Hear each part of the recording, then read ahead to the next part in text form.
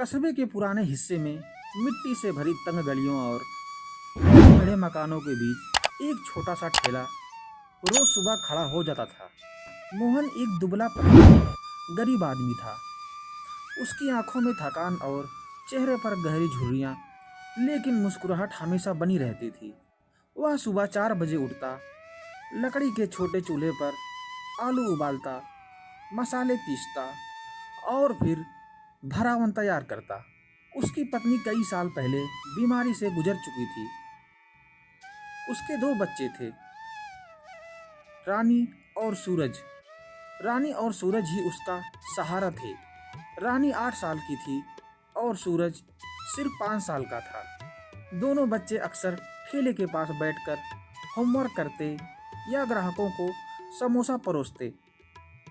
कमाई इतनी थी कि 2 वक्त का खाना कई बार मोहन को खुद भूखा सोना पड़ता, लेकिन बच्चों को भरपेट खिलाता। रात को भगवान के आगे हाथ जोड़कर कहता, हे प्रभु, कब तक यह हाल रहेगा?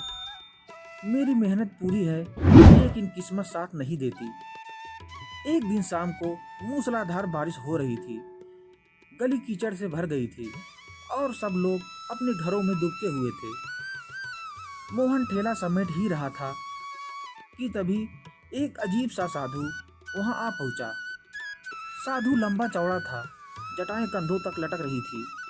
उसने धीमी आवाज में कहा, बेटा, मुझे बहुत भूख लगी है, कोई समोसा मिलेगा?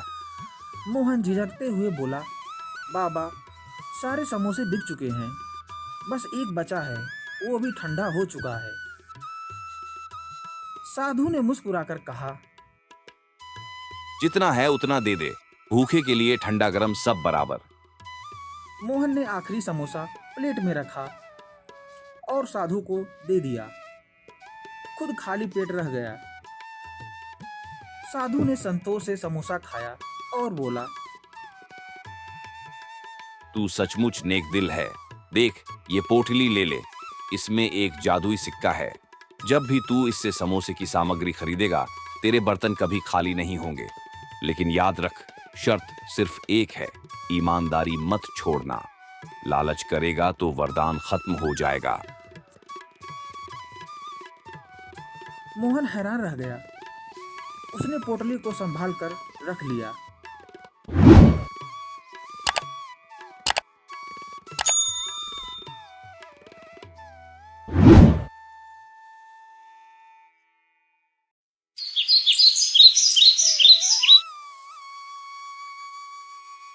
अगली सुबह मोहन ने उस सिक्के से आलू, मैदा, तेल खरीदा। दुकानदार को तो बस एक साधारण सिक्का दिखा, लेकिन जैसे ही मोहन ने बोरियां खोली, उसे चमत्कार दिखाई दिया। आलू का बोरा खाली नहीं होता था, मैदे की थैली भरती ही रहती थी, तेल का डिब्बा जैसे कभी खत्म न हो। मोहन हैरान रह गया। उसने खूब सारे समोसे बनाए। ग्राहकों ने खाया और कहा, अरे वाह, आज तो समोसे का स्वाद कुछ और ही है। धीरे धीरे भीड़ बढ़ने लगी।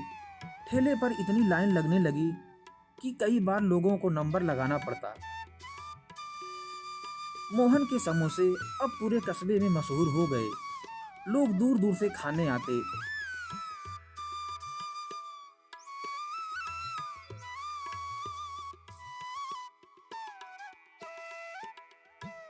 बच्चे खुश रहने लगे। अब उनके पास अच्छे कपड़े और अच्छी किताबें आने लगी।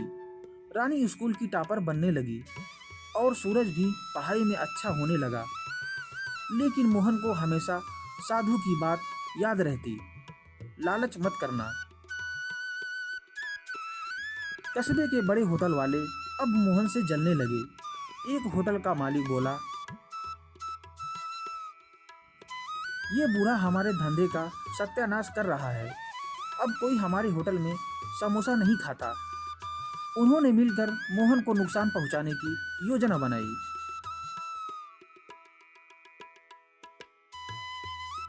रात में उसके ठेले पर गए और चोरी से सब तोड़ने लगे। जैसे ही उन्होंने उस पोटली में रखा सिक्का छूना चाहा, उनके हाथ जलने लगे। डर कर सब भाग खड़े हुए।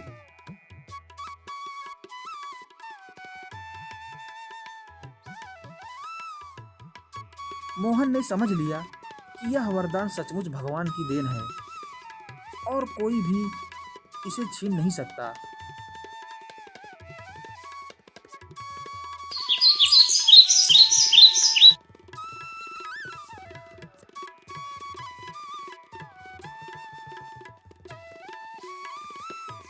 कुछ महीनों बाद एक अमीर ग्राहक आया और बोला, मोहन, तेरे समोसे इतने मशहूर हैं, तू दाम क्यों नहीं बढ़ाता? 10 की जगह 20 में बेच, लोग फिर भी खाएंगे। मोहन के मन में लालच आया। उसने सोचा, अगर दाम बढ़ा दूं तो बच्चों का भविष्य और सुरक्षित हो जाएगा।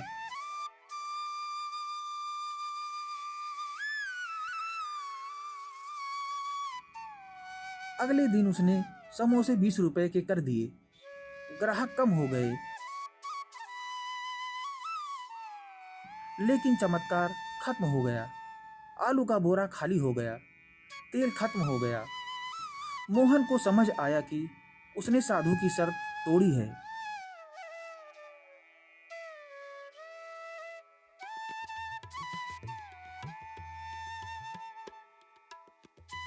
मोहन ने तुरंत अपने दाम घटाए और ग्राहकों से माफी मांगी।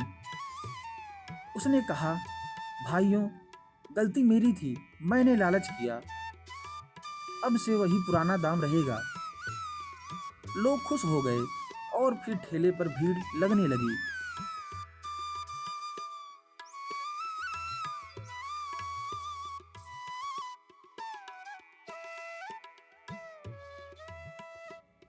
उसी रात साधु सपने में आए और बोले, बेटा, इंसान की असली परीक्षा तब होती है जब उसे शक्ति मिलती है।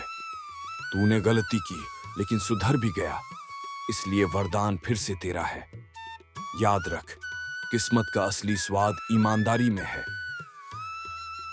मोहन ने धीरे धीरे अपने ठेले को एक दुकान में बदल दिया।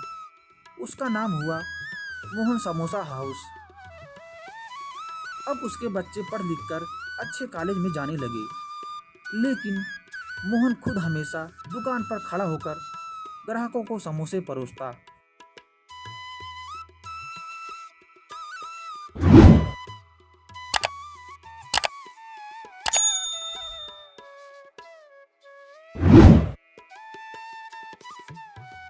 लोग पूछते, मोहन भाई, अब तो तुम अमीर हो गए, क्यों अब भी खुद काम करते हो?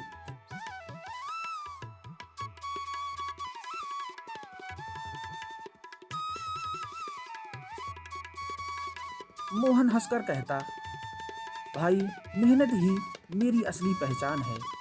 किस्मत ने जो दिया वह मेहनत और ईमानदारी के बिना टिकता नहीं। गरीब समोसे वाला मोहन, जिसने कभी भूखे पेट दिन काटे थे, इज्जत और खुशी का मालिक बन चुका था। लेकिन उसने कभी अपनी जड़ों को नहीं छोड़ा। आज भी वह पहला समोसा भगवान को चढ़ाता है और फिर ग्राहकों को खिलाता है। मेहनत और ईमानदारी से किया गया काम देर सबेर फल देता ही है। लालच इंसान की सबसे बड़ी परीक्षा है। किस्मत उन्हीं का साथ देती है जो कभी भी हार नहीं मानते।